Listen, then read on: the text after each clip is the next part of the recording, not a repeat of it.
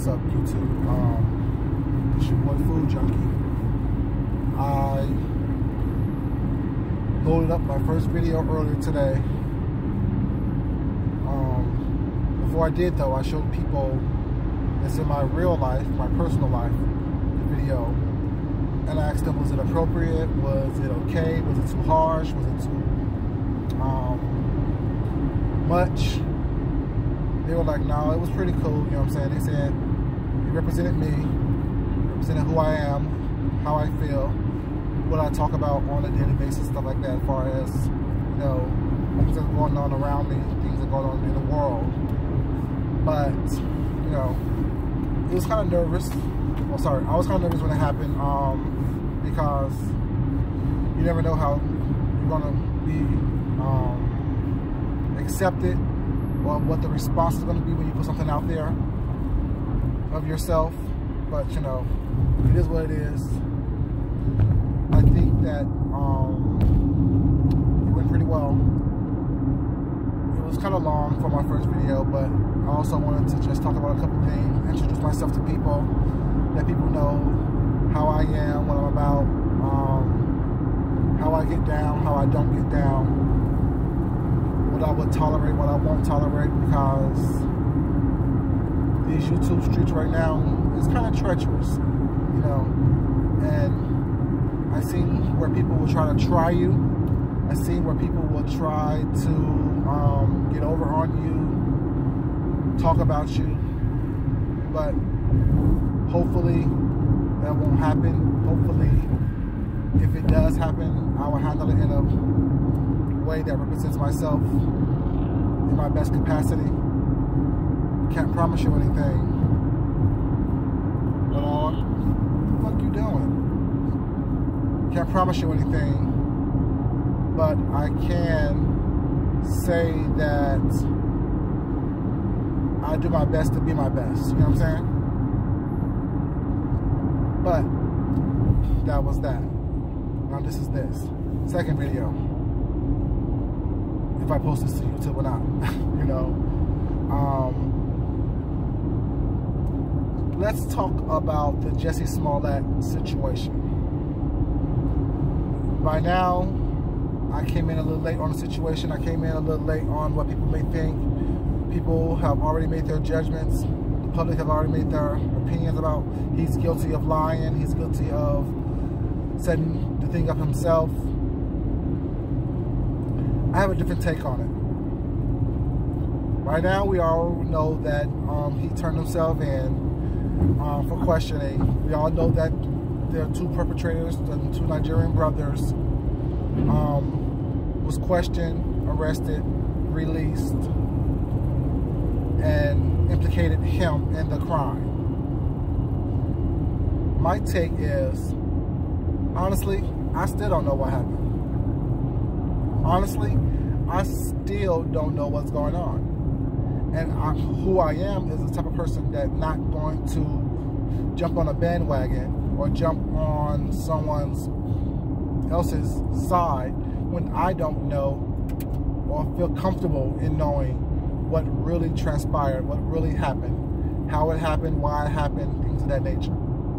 So my opinion on the situation is, to this day, I still don't know. Although he turned himself in for questioning, and they said he was arrested for filing a false report to the police, I still don't know what happened. I still have no idea if this man is guilty, innocent, a victim, or someone who perpetrated the crime himself or on himself. What I will say, based on what I do know and evidence that has been presented, is there are some things that look sketchy. There are some things that look kind of messed up.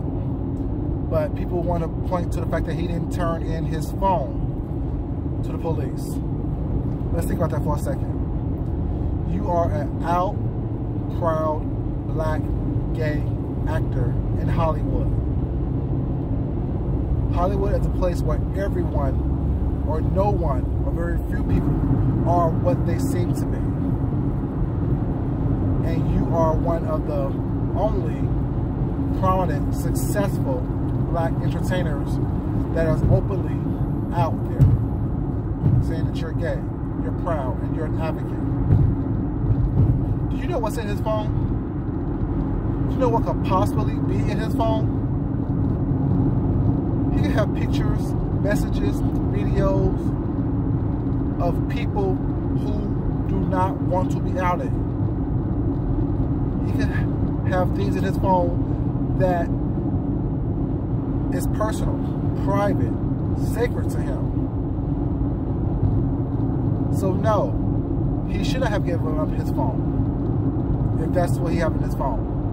He said he had personal music, personal stuff that haven't been released yet. He had pictures, he had videos, he had songs. And you know, based on what has been leaked from the police and special things anyway, that there's no security in what is given to the police and how it is handled. Anything can be leaked. Everything can be leaked. We don't know what they would have looked at. We don't know how things would have seen that was on his phone that didn't even have anything to do with what happened to him on that day, or that night, that morning. So no, I would not have given up my phone either, to be honest with you. What I would have given him was a transcribed, detailed transcription of my activities of that day, as far as to show that I didn't do anything wrong. Now that I would have done. But to hand over my phone for Lord knows how long, and to Lord knows who, and to not know what they will be doing with that information that's on my phone, if they will sell it, if they will just keep it for a rainy day, we don't know that. You know what I'm saying? So him not getting up his phone is not something that sounds foreign to me. I'm not a celebrity. I don't have anything on my phone that is harmful to me, but at the same time, I'm not giving up my phone to someone because they asked for it.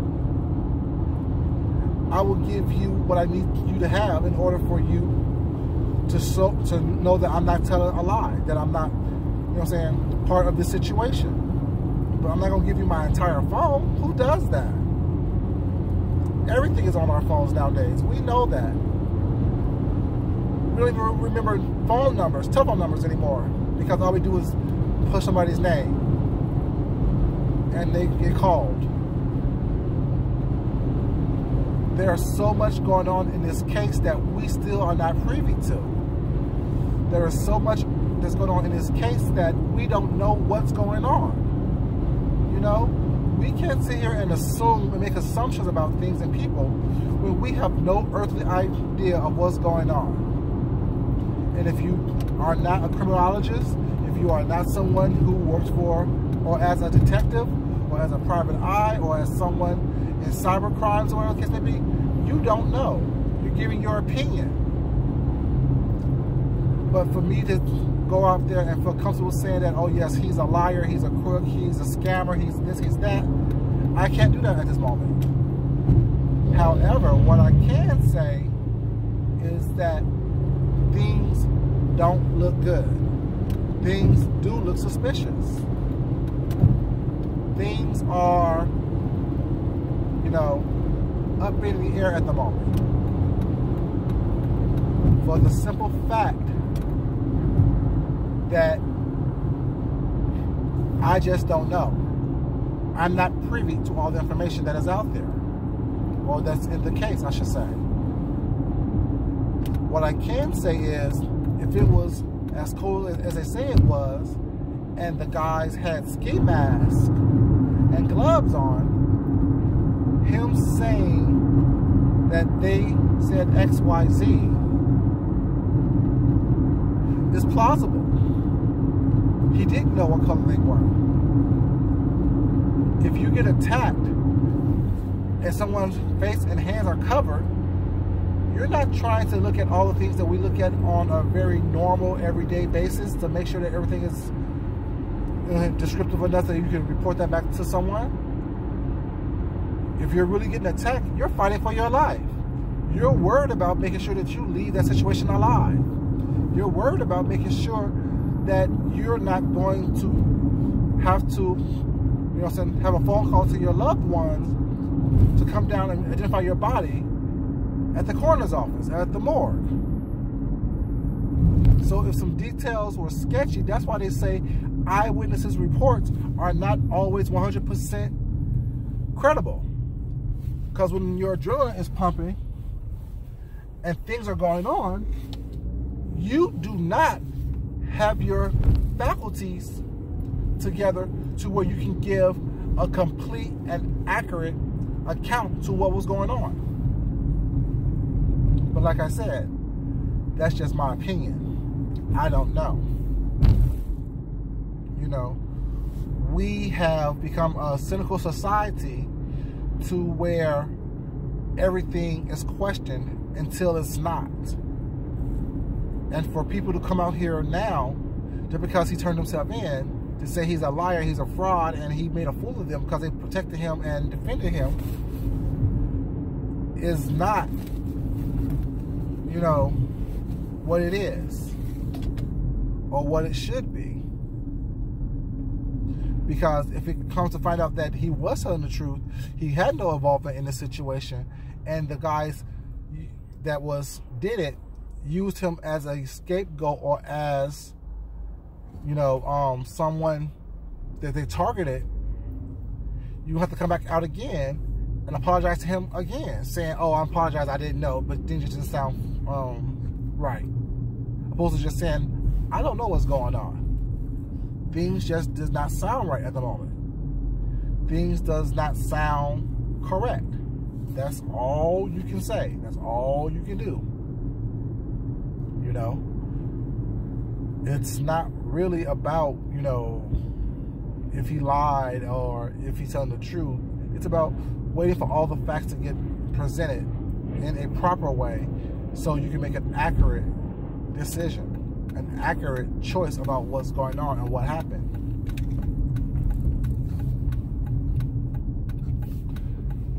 But that's my take on the Jessie Smollett situation. That's my opinion. It's not good, it's not bad. It's just different than some, you know.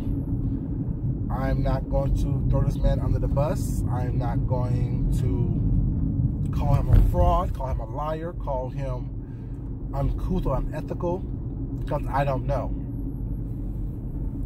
But what I will say, until further notice, what he's saying, there is some questions that I will have liked to have answered, not only by him, but by the police and by the perpetrators, the two brothers that they arrested initially. You know, because not everyone feels, believes, thinks the same way.